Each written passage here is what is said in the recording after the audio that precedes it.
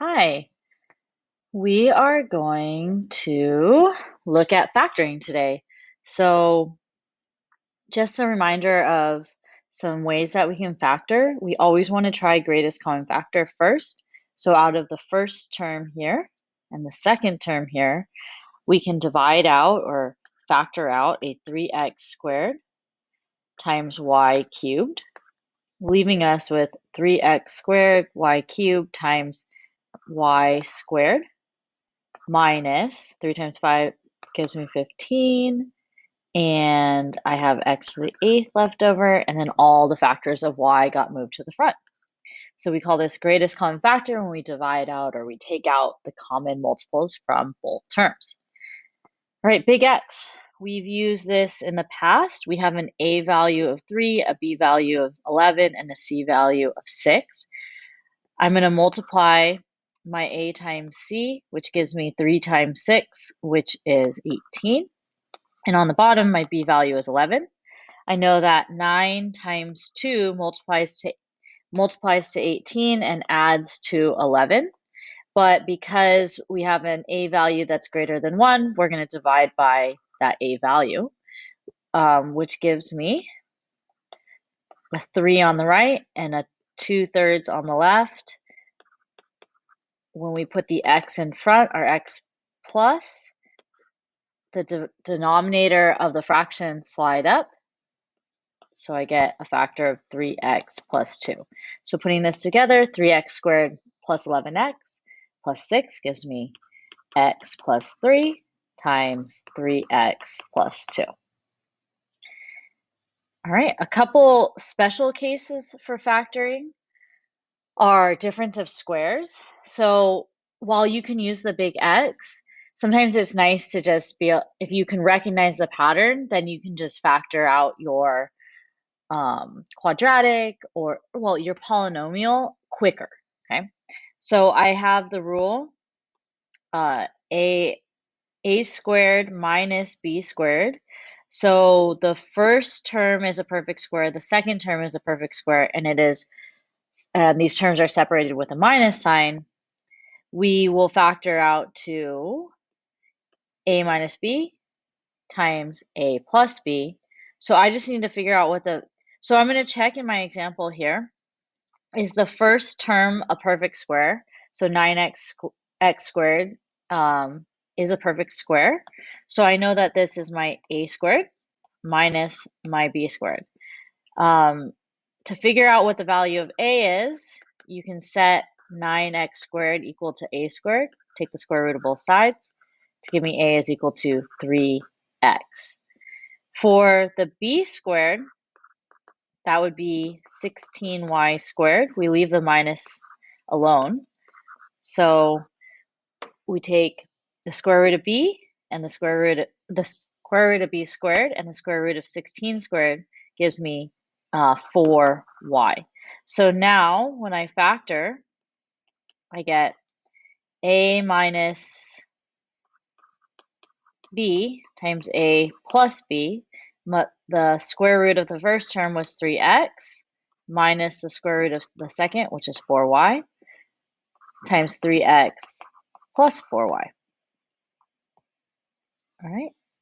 So the stuff below that I'm going to highlight in blue, you don't really need to do this, but this is the work that goes on in your head so that you can get the value of A and the value of B. Okay. Here we go. So I have the sum of perfect squares. So that would be like when my polynomial factors to A plus B squared. So two exact copies of the same thing. So I need to test to make sure that my example matches the setup of the polynomial on the left. So I'm going to check if this is a squared plus 2 times ab plus b squared. So in order to check to see if the middle term matches my 2ab, well, I better figure out the value of a and the value of b. So a squared is equal to, I'll do it over here. A squared is equal to 4. So a, when I take the square root, is equal to 2. B squared is equal to 9x squared. So when I take the square root, b is equal to 3x squared. So now we need to test to see if 2ab matches this 12x. So I'm going to multiply a times b and then multiply that by 2. So 2 times 2 from my a value and 3x squared for my b value gives me 4 times 3, which is 12x. I made a mistake. Oh, I see. When you take the square root of 9x squared, it is just 3x. Okay, so I'm multiplying 2 times 2 times 3x, which gives me 12x. So this polynomial matches the pattern of a perfect square trinomial. So I know that a perfect square trinomial factors to a plus b squared. So the solution, or the factored form of 4 plus 12x plus 9x squared would be my a value is 2, my b value is 3x, so 2 plus 3x squared. And that's that. Moving on to the next one. This is the same pattern as the sum of perfect squares, but notice that your 2ab is negative. So looking at my example, I'm hoping that this is going to factor to is the pattern a squared minus 2ab plus b squared, and that will equal a minus b squared. Okay, so let's test to see so the square root of basically we're taking the square root of the first term and the square root of the last term and multiplying those together and then times 2 to give me the middle term. So the square root of the first term, a squared is equal to 9b squared. Don't worry, there's a b, no worries. So a is equal to 3b. So we're going to hold that for later. And then my b squared is the square root of the last term. So take the square root to get the value of b, which is 8x. To get 2ab, we multiply 2 times 3b times 8x, which will give me 2 times 3 is 6, times 8 is 48, and then bx or xb. So we can see that my 48bx is the same as the middle term of my polynomial. Okay, so because the middle term matches, when I take the square root of the first term and I take the square root of the second term, and then I test to make sure the middle term matches this 2 times ab, this is a difference of perfect squares. So this is going to factor to the square root of the first term minus the square root of the second term, which is 8x. So the square root of a squared minus the square root of b squared on the outside. All right, a couple more. The difference of cubes is, the rule is a cubed minus b cubed times a minus b times a squared plus 2ab plus b squared, and we're going to just close this parentheses right here. Okay, so if we have a perfect cube minus another perfect cube, then we can factor the situation into the right here. Okay, so I'm going to check, is this first term a perfect cube? So I'm like, a cubed is equal to 1, take the cube root, and I get 1. So that's a perfect cube. And then the second term, b, I'm hoping that it's also a perfect cube. So I'm going to check. B cubed is equal to x cubed. I'm going to take the cube root of both sides, giving me b is equal to x. So my a value is 1, my b value is x. So again, when I'm checking, I know I can factor this situation because the first term is a perfect cube, the second term is a perfect cube, and we are separated by a minus sign. Okay, so what I factor to is the pattern a minus b times a squared plus AB plus B squared. This part, the second factor here, is not factorable, so it doesn't simplify any further than this. All right, so I'm going to go ahead and write my 1 minus x cubed as 1 minus x times a squared would be 1 squared plus 1 times x plus b squared, which is x squared. So we end up with 1 minus x times 1 plus x squared. And we are done there.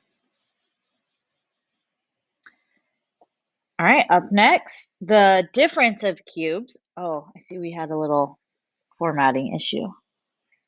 Okay, so this is if I have a perfect cube with a perfect plus a perfect cube, then this factors to a plus b times a squared minus ab plus b squared, okay? So we know that 8x cubed is a perfect cube. I'm going to take 8x cubed and set that equal to a cubed. So I'm going to take the cube root, which is 2x, okay? So that's my a value.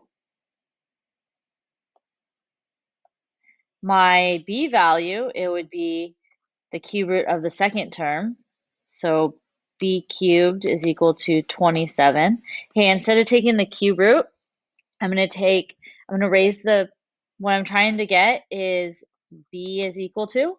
So that's a power of 1. So I'm going to raise this to the power of 1/3 because 3 times 1/3 gives me 1, which means I need to raise the 27 to the power of 1/3, which is also taking the cube root.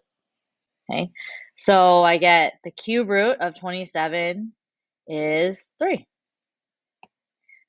Okay, so my b value is 3. We can split this up. A cubed minus plus b cubed is equal to a plus b. I always remember that if we're having the sum of cubes, then the first factor is always going to be the same sign that was in between the perfect cubes. Okay, so I get a squared plus ab, minus, it switches signs, minus ab plus b squared.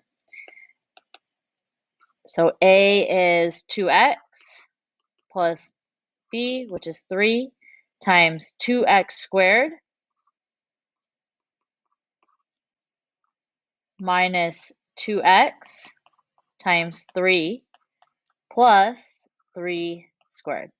Now you can do this in one step, but I will do it in two and simplify. So 2x squared, the quantity 2x squared is 4x squared minus 2x times 3 gives me negative 6x plus 9. Okay, and so that would be the factored form of 8x cubed plus 27. All right, a few more examples. So I always make sure that I greatest common factor first. So I'm going to go ahead and GCF. I can see that a c is a common factor, so I'm going to pull it out to the front, leaving me with 2x to the 8th power plus 7x to the 4th power plus 3. And from there, I have a trinomial, so 3 terms, 1, 2, 3, that are like 3 pieces that are being added together. And this kind of looks like a quadratic, but it's raised to the 8th power. If you have a polynomial that has a trinomial that where the middle term is the degree on the variable is half the degree of the leading term's variable, then you can just use the big X like normal. So if you think about what we did at the beginning, the trinomial had a degree 2, but the middle term had half the degree, a degree 1. Okay, so as long as the middle term is half the degree of the highest term, you're good. Okay, so I'm just going to set up the big X. Go ahead and big X. A times C So A, B, and C. I have 2 times 3, which is 6, and 7 on the bottom. So 6 and 1. 6 times 1 gives me 6, and 6 plus 1 gives me 7. Divide by my A value, which is 2. So I end up with C from the beginning times, so I bring down my C, times X plus 3 times, slide the 2, 2x plus 1. But we don't have a degree of 1 and 1 on the x. What we have is a degree of 4. Because when I multiply x times x, I'm going to get x to the fourth times x to the fourth. I'm going to get 8x to the 8th power. So you need to split the degree in half, the leading degree in half in this case. All right, up next. 2 minus 32x squared. So I am a binomial, so 2 terms, which means I can probably use either the difference of cubes, the sum of cubes, or the difference of squares to factor. But first, I see that I have a greatest common factor, which is 2. So I'm going to take out a 2 from each term. I get 1 minus 16x squared. Since the degree is squared, I think that I might have a difference of squares, so I'm going to double check. Is the first term a perfect square? Yeah, I can take the square root of 1, which is 1. I can take the square root of 16x squared, which is 4x, and we're separated by a minus sign. So my A would be 1, and my B is 4x, the square root of 16x squared. So we factor 2. A minus B, so 1 minus 4x times 1 plus 4x. And that's as far as we can go there. Might as well highlight those too. All right, this one we have a perfect square plus a perfect square. So this would be like the sum of squares. Oh wait, but that doesn't exist. So when a sum of squares is not factorable. It's already in simplest form. So we say the polynomial is prime. We can't divide anything out of it. Okay? It's not factorable. It's prime. All right, so I have x to the fourth minus 16. All right, this looks like a difference of squares. So a squared would be x to the fourth, which leaves me with the square root of a squared is a, the square root of x to the fourth is x squared, and b squared is 16, so take the square root of each. I get b is equal to 4. So this is a difference of squares because the first term is a perfect square, the second term is a perfect square, and we're separated by a minus sign. So I can factor 2. X squared minus 4 times x squared plus 4. The second part, x squared plus 4, is a sum of squares, which is not factorable. So that part is done. But the x squared minus 4 is another difference of squares where my a is equal to x and my b is equal to 2 because we're taking the square root of x squared to get a and the square root of 4 to get b. So I get x minus 2 times x plus 2 times x squared plus 4. And we're done.